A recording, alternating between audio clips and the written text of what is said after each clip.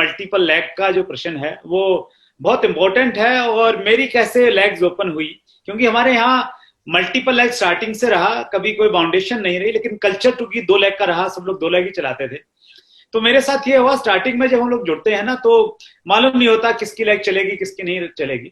तो मेरी 2 लेग चल गई और एक व्यक्ति ने मेरे ऊपर में एक कमेंट किया कि भाई इनका तुक्का लग गया, और तुक्के की वजह से इनकी दोनों चल गई, क्योंकि उनकी एक चल रही थी, उनकी दूसरी नहीं चल रही थी। तो उस चीज को मैंने बड़े पॉजिटिव वे में लिया। मैंने ये सोचा कि शायद ये ठीक कह रहे हैं, मैं अपने आप को चेक करता हूँ मेरा तुक्का लगा है या मैंने चलाई है ये।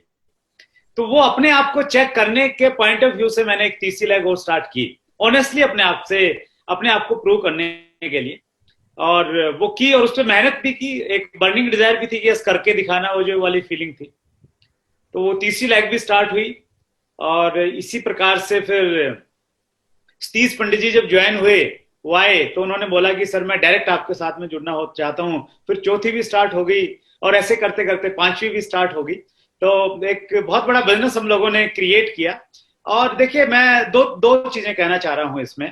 पहली चीज तो मल्टीपल लेग के बहुत सारे बेनिफिट हैं। एक तो मल्टीपल लेग पे अगर आप जाते हैं तो बिजनेस को हम लोग इंडिपेंडेंट बिजनेस क्रिएट कर सकते हैं। अदरवाइज तो अभी जैसे राजा राम सारंग जी ने बहुत अच्छी बात कही कि बरगद के पेड़ के नीचे कभी बरगद का पेड़ पैदा नहीं होता।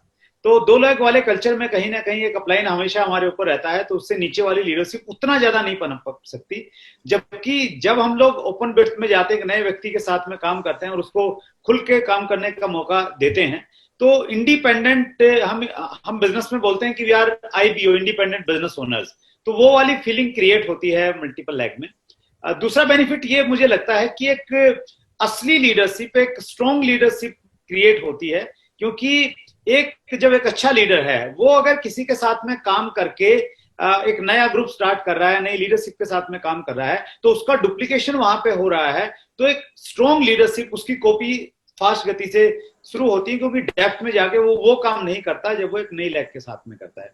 तीसरा मुझे इसका फायदा ये लगता है, इससे बड़ी इनकम के एग्जाम्पल क्रिएट होते हैं, वो लोगों को अट्रैक्ट करते हैं। चौथा फायदा मुझे ये लगता है कि जब सीनियर लीडर्स ग्राउंड लेवल पे जाके काम करते हैं, तो वो ग्राउंड लेवल के इश्यूज को जान पाते हैं। ऊपर उन्हें कोई सिस्टम बनाना होता है, तो ग्राउंड लेवल की सारी इंफॉर्मेशन उनके पास में है, तो सिस्टम बेहतर तरीके से डिजाइन कर सकते हैं। तो बहुत सारे बेनिफिट्स हैं। तो मैं तो हमेशा इस चीज की प्रशंसा करता हूं कि ओपन बिट्स पे हमें काम करना चाहिए।